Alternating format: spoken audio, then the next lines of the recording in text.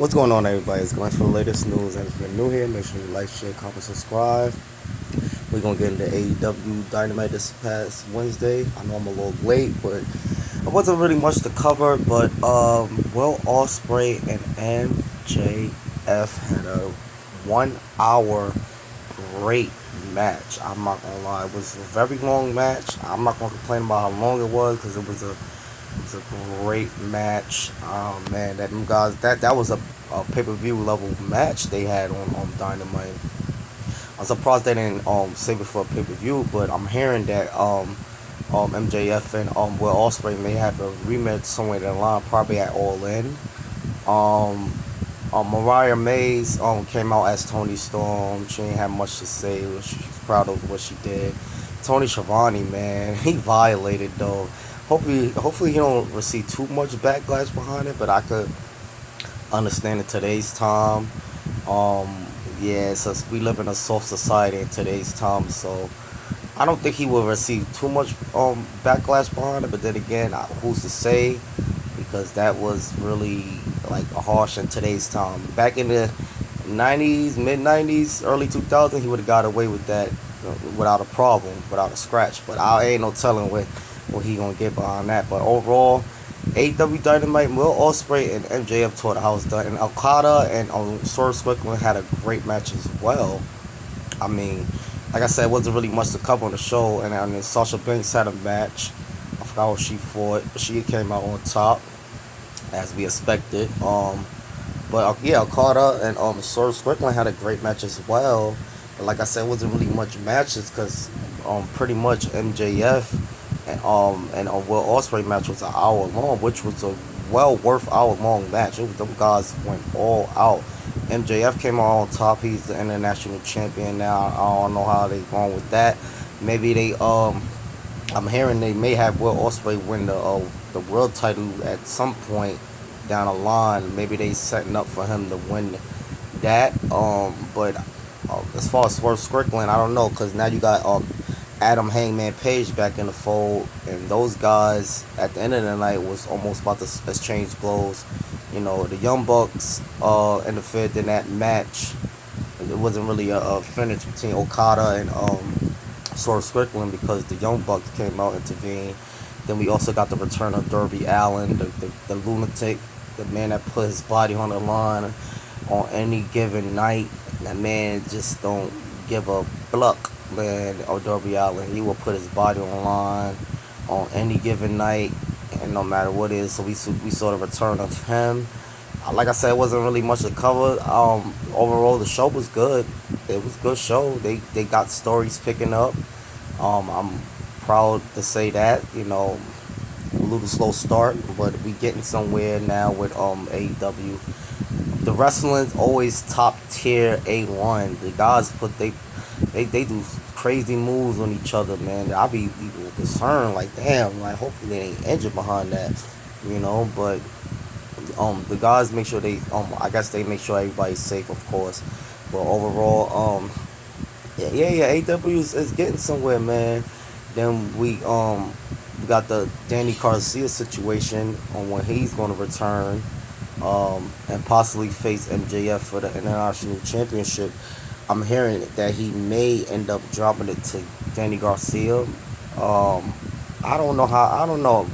Anything could change though, but Danny Garcia is definitely gonna come back for vengeance on MJF after what MJF did to him about 2 weeks ago, a week ago, and after he attacked him. So you know he coming back for revenge on MJF. But MJF, he didn't like he lost the step, man. The man is great, man. Will Ospreay is definitely one of the greatest to ever do it as well, man. Them guys had a PLV pay-per-view type of match on Dynamite for a whole hour. And, I mean, it was a great match. I mean, I'm like, yo, these guys is going crazy. Even had the little girl and the fans getting some on MJF. That was pretty funny and interesting in itself too. I like that AEW let they fans get along in the action. You know, you ain't really gonna see that in WWE, and if you start to, then you know where they got it from. You know, but that was pretty funny within itself. But like, I said, AEW they getting somewhere. They heating up. They heating up well. I mean, for those you haven't seen Dynamite, y'all can go check the highlights out on YouTube. I watched the full show and the highlights. Just to make sure I'm covering things the right way.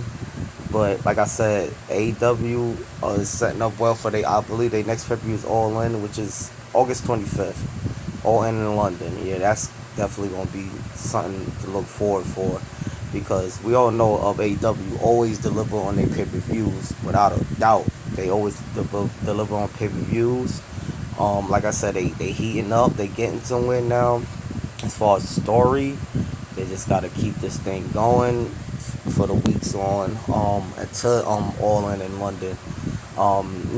Chris Jericho still with his learning tree nonsense. I mean, I don't know how to feel about Chris Jericho. I mean, what he did to Samoa Joe like last week was, a pretty interesting to see. But I don't know how far they're going with the learning tree thing. I don't know where they going with it. I mean, I love me some Chris Jericho, no doubt about it. That man is a legend, and I grew up watching Chris Jericho.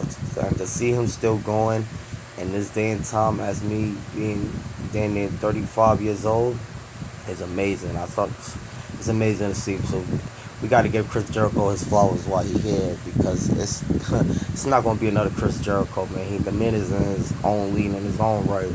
So we got to appreciate what Jericho is at least trying to give us from with him being still in the business, because he's been around for quite some time now, man. He definitely earned his stripes. So I mean, I'm glad to see Chris Jericho still going strong in this day and time, man. So we got to give Chris Jericho his flowers.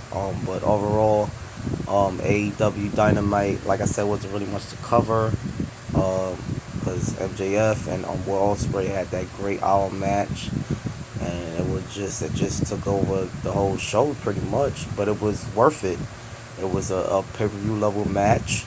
And then we also seen the return of Darby Allin, which set up for the All In pay per view match between All Elite and AEW. So it's definitely picking up, man. They just gotta keep this thing going for as long as they could. They can't go stale again. After such a great past couple of weeks, Dynamite has been great the past couple of weeks. It has, I agree.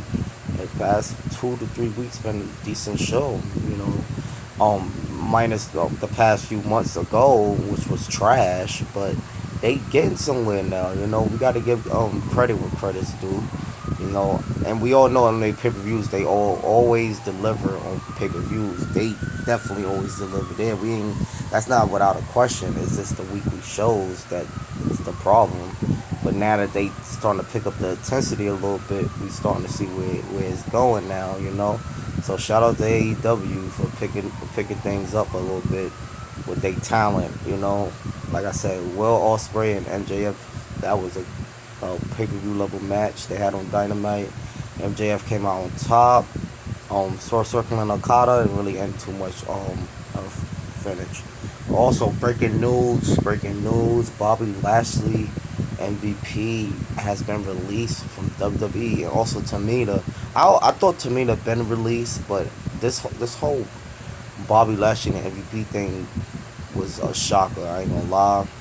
Especially with Bobby Lashley, I thought he was just out with an injury, and everything was all good. He was just going to recover and make his way back.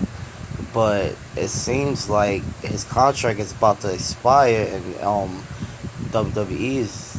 I don't think they looking to resign Bobby Lashley, and this is definitely a shocking news and breaking news, man. Because Bobby Lashley he still could go, man. The man can still go. He could go at least another 4 to 5 years. The way I mean, even though he's like 40, he is like about 49, I think. He is up there in age, 49, 50. But the man still could go. The man, then like he lost the step, minus the injury he got. But I'm hearing that the injury he got could last him up to the rest of the year. So I'm assuming WWE don't want to really deal with that, and plus they didn't really have much for Bobby Lashley besides the Street Profits. But I mean, that was a good fit for him. He didn't even have to wrestle. He could just manage the street fighters like he been doing. I don't know, man. This definitely shocked the wrestling world with this whole Bobby Lashley thing. MVP, I thought I thought he'd been stepped down too from WWE, but now I'm hearing it's like official that both Bobby Lashley and MVP and Tamita are really like pretty much they not getting signed or they not on the active roster anymore. This is like shocking news and unexpected. I wasn't really expecting this at all. Especially with Bobby Lashley, he was like kind of still around. It's just that he was hurt, So I had to step away for a while. But the last time we seen him on TV was like what, a month ago. I believe it was like a month ago with the Street Fighters, and I can't really remember when, but it was not that long ago that we seen Bobby Lashley on SmackDown. Minus the injury, he just wasn't wrestling or taking bumps, but we seen him around with the Street Profits. So now it's just like with the whole fashion thing that they have with the with the Street Profits and stuff, it's just all out the window like that. But then I'm hearing that wherever Bobby Lashley and MVP end up, they looking to bring that heart business wherever they go because when they was in WWE, I'm always hearing, I don't know how true it is, that Triple H didn't really want to go get behind the whole heart business faction. He didn't like the idea. I don't know, but it was something. MVP had went to Triple H about it, and then Triple H didn't want to go forward with the whole heart business story anymore with the faction. So I'm hearing that they looking wherever they may end up will possibly be. I don't know if it'll be AEW. Because TNA is pretty much like you might as well say WWE all over again because WWE got this partnership with TNA. So the way I see it, like anybody that comes from TNA is just like the same thing now. TNA and WWE got a partnership thing going now. So if they was going outside the box, AEW though, if they could get that going in AEW, that will be crazy. I know Tony Khan would definitely let them do their thing as far as with a new heart business. I don't know if they would use the same name, but that would definitely. I know Tony Khan would definitely let them do their thing. As far as the Street Profits is concerned, I guess they just gotta keep going with what they going with, while they still there. Because I believe they signed new deals, or Montez Ford, I heard signed a new deal. I'm not too sure about Angelo Dawkins, but I believe they gonna be there for the next few years. Ain't no news about them being released or anything like that, but it's not really being done with them either. So I don't know, man. A new heart business so elsewhere with what they want to, how they want to do it, and with the freedom to do it, would definitely change possibly the landscape of the wrestling business, and it would definitely make Triple H make it seem like he dropped the ball with the heart business.